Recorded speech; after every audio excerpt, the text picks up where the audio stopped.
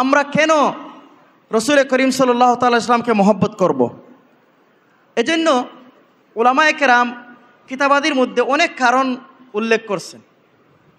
আমি আমার থেকে কয়েকটা কারণ আপনাদের সামনে উপস্থাপন করি।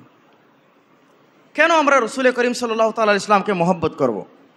আল্লাহ রসুল ইসলামের মহব্বত জান্নাতে যাওয়ার সবব, জান্নাতে যাওয়ার কারণ।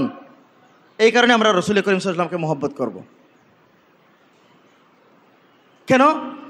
আমি খুতবার মধ্যে যে হাদিস শরীফটা পাঠ করেছি, রসুল করিম সাল্লাল্লাহু তাআলা ইসলাম ইরশাদ করেছেন, মান আহাব্বা সুন্নতি ফাকাদ আহাব্বানি ওমান আহাব্বানি কানা মাইয়া ফিল জান্নাহ। যে আমার সুন্নতকে মহব্বত করলো সে আমাকে মহব্বত করলো, যে আমাকে মহব্বত করলো সে আমার সাথে জান্নাতে থাকবে। তাই বোঝা গেল হুব্বে রসুল জান্নাতে যাওয়ার কারণ। এই কারণে আমরা আমাদের মধ্যে হুব্বে রসুলের মাদ্দা আনতে হবে, আমরা রসুলকে ভালোবাসতে হবে, মহব্বত করতে হবে। রসুলকে কেন আমরা মহব্বত করব? দ্বিতীয় কারণ, যার মধ্যে হুব্বে রসুল নাই তার হৃদয় পীড়িত, অসুস্থ হৃদয়, সেই হৃদয়ের সুচিকিৎসার প্রয়োজন। যদি কারো হৃদয়ের মধ্যে, কারো কলবের মধ্যে হুব্বে রসুল না থাকে, তাহলে তার খাতামা বিল খয়ের হবে না, কলিমার সাথে মৃত্যু হবে না। এই কারণে আমরা হুব্বে রসুলের দাবি করি, হুব্বে রসুল আমাদের মধ্যে প্রতিষ্ঠা করতে চাই। ঠিক আছে? হুব্বে রসুল কেন আমাদের মধ্যে আন? রসুল করিম সাল্লাল্লাহু তাআলা আলাইহি সাল্লাতুল্লাহকে এক সাহাবী গিয়ে বললেন, মাতাস-সা, ইয়া রাসূলুল্লাহ, কিয়ামত কখন সংঘটিত হবে? রসুল করিম সাল্লাল্লাহু আলাইহি ওয়াসাল্লাম বললেন, হাল আদাত-তালা, তুমি কিয়ামতের প্রস্তুতি নিছো? বলে, জি না ইয়া রাসূলুল্লাহ, শয় কোনো প্রস্তুতি নিছি না, কিন্তু উহিব্বুকা ও উহিব্বুল্লাহ, আপনারে মহব্বত করি, আল্লাহরে মহব্বত করি।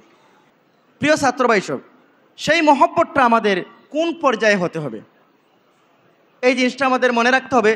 হুব্বে রসুলের ক্ষেত্রে কোনো অবস্থাতেই বাড়াবাড়ি করা যাবে না, এ আত্মাদালিভাবে হুব্বে রসুল থাকতে হবে আমাদের মধ্যে।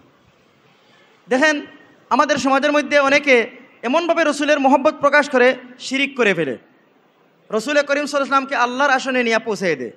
এমন কিছু সিফাত আল্লাহর রসুলের জন্য তারা সাবিত করে যেগুলো আল্লাহর, সম্পূর্ণ আল্লাহর জন্য খাস, এগুলা রসুলের মধ্যে নিয়ে আসে। এই ধরনের মহব্বত আমরা চাই না, এই ধরনের মহব্বত হুব্বে রসুল জায়েজ নয়। আমরা ইত্তেদালের সাথে রসুলের জন্য, রসুলের সাথে মহব্বত রাখতে হবে। তিরমিজি শরীফের মধ্যে আছে, রুবাইয়া বিনতে মুআউযিজ বিন আফরা রাদিয়াল্লাহু তাআলা আনহা, উনি উনার বাপ, চাচা, মামা, দাদা, খালু সবাই বদর যুদ্ধের মধ্যে শাহাদাত বরণ করেছিল, উনার কেউ নাই। আল্লাহ রাসূল সাল্লাল্লাহু আলাইহি ওয়াসাল্লাম ওই মেয়েকে, ছোটো মেয়েকে আনিয়া লালন পালন করেন, যেমন আল্লাহ রাসূল সাল্লাল্লাহু আলাইহি ওয়াসাল্লাম এর পালক সন্তান উনি। আল্লাহ রাসূল ওনাকে বিবাহ দিলেন। বিবাহ দেওয়ার পরে আল্লাহ রাসূল সাল্লাল্লাহু আলাইহি ওয়াসাল্লাম ওনার বাসর রাত্র যেদিন হয়েছে এর পরের দিন সকালে ওনার ঘরে গেলেন। রুবাইয়া বিনতে মুআউযিজ বিন আফরা নিজে বলতেছেন, আল্লাহ রাসূল সাল্লাল্লাহু আলাইহি ওয়াসাল্লাম এইভাবে আসে আমার কাছে বসছেন, আর মদিনার ও জুয়াইরিয়াতুন, কিশোরীরা, ইয়াযরিবনা বিদ্দুফে ওয়ায়ানদুবনা মান কুতিলা ফিল বদরে, যে তারা ঢোল বাড়িয়েছে, ঢোল বাজাইতেছে, আর বদরের যুদ্ধের মধ্যে তাদের যে পিতারা, দাদারা যে মারা গেছিল তাদের শোকগাথা কবিতা আবৃত্তি করতেছে। এগুলা করতে করতে এক সময় তারা বলে ফেললো, ওফিনা নবিয়্যুন, আমাদের মধ্যে এমন একজন নবী আছেন যিনি ইয়ালামু মা ফি গাদ, আগামীকালকে কি হবে এটা জানেন।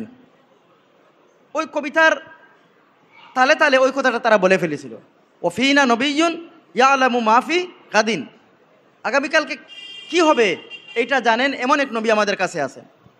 আল্লাহ রাসূল সাথে সাথে বললেন, উসকুতি ওয়া তাকুলিনা মাজা তাকুলনা কাবল, যে এটা বলো যেটা আগে বলছিলে, এখন যেটা বলছো এটা বন্ধ করে, এটা বলিও না, নিষেধ করে দিলেন। এই হাদিস শরীফের অধীনে মুহাদ্দিসিনে কেরামরা ব্যাখ্যা করতে বলছেন যে রসুলের মহব্বতের ক্ষেত্রে এমন গুলু করা যাবে না, এমন বাড়াবাড়ি করা যাবে না যে গুলুর কারণে আল্লাহর রসুলরে আল্লাহর আসনে সমাসীন করতে হয়, আল্লাহর সিফত রসুলের জন্য সাব্যস্ত হয়ে যায়। এই ধরনের মহব্বত করা জায়েজ নয়। অর্থাৎ এমন মহব্বত করা যাবে না যে আল্লাহ তাআলার রসুলরে আলিমুল গায়ব বলা যাবে, বলতে হবে। এমন মহব্বত করা যাবে না রসুলকে হাজির নাজির বলা যাবে, এই ধরনের মহব্বত করা যাবে না, কারণ এগুলো আল্লাহ তাআলার সিফত, এগুলো রসুলের জন্য প্রযোজ্য করা যাবে না। এই জিনিসটা যেন আমরা আজকে মনে রাখি। দেখেন, রসুলের মহব্বতের জন্য রসুল করিম সাল্লাল্লাহু তাআলা ইসলামের মহব্বত, আমরা আজকে মহব্বত নিয়ে আলোচনা করতে চাই। মহব্বতের 10টা স্তর আছে। কয়টা? 10টা। প্রথম স্তর হইল আল ইরাদা। কারোর সাথে মহব্বত করতে হইলে ইচ্ছা পোষণ করতে হবে। এরপরেরটা হইল আল আজম, অর্থাৎ দৃঢ় সংকল্প করতে হবে। এইভাবে করে করে করে করে করে সর্বশেষ যে স্তরটা হইল 10 নম্বর আল খুল্লা। আল খুল্লা ওই মহব্বতকে বলা হয় যে এই মহব্বতের পরে অন্তরের মধ্যে অন্য কারো মহব্বতের কোনো স্থান থাকে না। তো মহব্বতের সর্বোচ্চ যে বিকাশ আছে, এই বিকাশটা আমাদের থেকে যেন প্রকাশ পায়। কিন্তু এটা প্রকাশ পেতে গিয়ে আমরা যেন হুলু না করি, এটার প্রতি খেয়াল রাখতে হবে। হুব্বে রসুলের করণীয় কি? প্রিয় ভাই সব, হুব্বে রসুলের করণীয়তা সম্পর্কে আমরা সবাই জানি। হুব্বে রসুলের ব্যাপারে এই করণীয়গুলা নিয়ে প্রতিশ্রুতিবদ্ধ হয়ে আমরা এখান থেকে উঠতে হবে। জানেন, আজকের যে এই মিলাদুন্নবী মাহফিল বলেন, এই মিলাদুন্নবী মাহফিলের মার্কাজ, কেন্দ্রীয় উদ্দেশ্যই হইল হুব্বে রসুল। যত বক্তায় যত আলোচনা করেন না কেন, তার খুলাসাই হবে হুব্বে রসুল। হুব্বে রসুল ছাড়া এতাআতে রসুল হবে না। প্রথম করণীয়তা, যে সকল সুন্নত অবহেলিত, সেই সকল সুন্নতকে আমরা জাগ্রত করতে হবে। অবহেলিত সুন্নত কি? সুন্নত আছে, কেউ করে কেউ না, কোনো সময় করে কোন সময় না। এই ধরনের যে সুন্নতগুলো আছে, এই সুন্নতগুলোকে আমরা একবারে পুরাপুরিভাবে সচরাচর করতে হবে, এভেলেবেল করতে হবে। 1 নম্বর ওয়াদা, আমরা ওয়াদাবদ্ধ হই।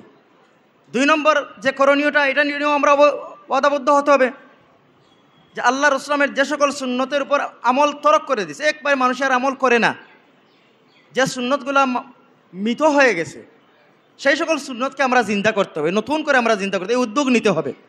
আল্লাহ রসুল হাদিস শরীফের মধ্যে বলছেন, মান আহইয়া সুন্নতি আল্লাতি উমিতাত বাদি ফালাহু আজরু মিয়াত শহীদি। যে আমার এমন কোনো সুন্নতকে জিন্দা করলো, যে সুন্নতটা মানুষে আমল করা ছেড়ে দিয়েছিল, তাহলে সে 100 শহীদের সওয়াব পাবে। আমরা ওয়াদাবদ্ধ হই, যে সকল সুন্নত আমাদের থেকে পরিত্যাজ্য হয়ে গেছে, আমাদের সমাজের মানুষরা করে না, এগুলোর আমরা চিন্তা করি। 3 নম্বর যে জিনিসটা নিয়ে আমরা ওয়াদাবদ্ধ হতে হবে, সেটা হইল আমাদের সমাজের মধ্যে বেশ কিছু ট্যাবু আছে। ট্যাবু বুঝেন? লোকে কি বলবে, এটা করলে লোকে কি বলবে। যেমন আমরা এমন একটা সমাজও গেছি, সমাজে যাওয়ার পরে সুন্নতের উপর যদি আমল করি, তাহলে মানুষে হাসবে, মানুষে বলবে এটা কি করে হুজুরে। এই যে ট্যাবুগুলো আছে, এগুলাকে আমরা ব্যঙ্গে খান খান করতে হবে, চূর্ণ বিচূর্ণ করতে হবে। সকল সমাজে গিয়ে আমার রসুলের সুন্নতের উপরও আমি আমল করব। আপনারা জানেন, হুযায়ফা রাদিয়াল্লাহু তাআলা আনহু যখন কিসরার দরবারে গিয়েছিলেন, তখন হুযায়ফা রাদিয়াল্লাহু তাআলা আনহুকে তারা আপ্যায়ন করতেছে, দাওয়াত খাওয়াইতেছে। তখন ওনার মুখ থেকে লুকমা পড়ে গিয়েছিল হুযায়ফা রাদিয়াল্লাহু তাআলা আনহুর। ওই লুকমাটা দস্তারখান থেকে উনি উঠে খাইতেছেন, দস্তারখান থেকে, প্লেট থেকে খাইতে পড়ে গেছিল, পড়ে না, এটা উঠে খাইতেছেন। তখন হুযায়ফা রাদিয়াল্লাহু তাআলা আনহুর সাথে মুসলিম প্রতিনিধিরা আছে, তারা বলে, হুজুর এটা করিয়েন না, হাসবে, তারা হাসবে, এটা করিয়েন না, দস্তারখান থেকে খাবার উঠে একেবারে কেমনে খাইবেন। তখন হুযায়ফা রাদিয়াল্লাহু তাআলা বলেছিলেন, আতরুকু সুন্নাত রাসূলুল্লাহ সাল্লাল্লাহু আলাইহি ওয়াসাল্লাম লিহাউলাইল হুমাকা, যে ওই সকল গর্দব, ওই সকল ইডিয়টদের কারণে আমি কি রসুলের সুন্নতকে পরিত্যাগ করব? কখনো হতে পারে না। আমি আমার রসুলের সুন্নতের উপর আমল করব, কারণ রসুলে বলেছেন যে খাবার যদি পড়ে যায় দস্তারখানের মধ্যে, এই খাবার যদি কেউ তুলিয়ে খায়, তাহলে এই খাবারটা তার জন্য দোয়া করতে থাকে, নইলে এটা যদি ফেলে দেয়, তাহলে শয়তান এটার অংশীদার হয়ে যায়, আর এই খাবারটা তার বদদোয়া দিতে থাকে। রসুল বলেছেন, আর আমি আতরুকু সুন্নাত রাসূলুল্লাহ সাল্লাল্লাহু আলাইহি ওয়াসাল্লাম লিহাউলাইল হুমাকা, আমি এই গর্দব ইডিয়টদের কারণে কি আমি রসুলের সুন্নতকে ছেড়ে দেব? তাহলে বুঝেন, এই যে ঠেবুগুলো সমাজের মধ্যে আছে, লোকে কি বলবে আমি এটার উপর আমল করলে, এই সুন্নতের আমল করলে, এইটাকে আমরা ব্যঙ্গে খান খান করতে হবে। এই ধরনের ঠেবুকে আমরা চূর্ণ বিচূর্ণ করতে হবে। এইটা নিয়ে আমরা আজকের এই মাহফিল থেকে আমরা উঠি, ওয়াদাবদ্ধ হই। সর্বোপরি আমরা যেন রসুল করিম সাল্লাল্লাহু তাআলা আলাইহি ওয়াসাল্লামের সকল সুন্নতের ইত্তেবা করি। আমাদের এই মিলাদ মাহফিল বলেন, এই রবিউল আউয়ালের এই অনুষ্ঠানগুলো বলেন, এগুলা সফল কাম তখনই হবে যদি আমরা ওয়াদাবদ্ধ হই, জানে মনে প্রাণে আমরা এটা দৃঢ় প্রতিজ্ঞ হই যে আমরা সারা জীবন যতদিন বাঁচবো আমরা রসুলের সুন্নতগুলোকে খুঁজা খুঁজা তালাশ করে করে আমরা এগুলোর উপর আমল করব।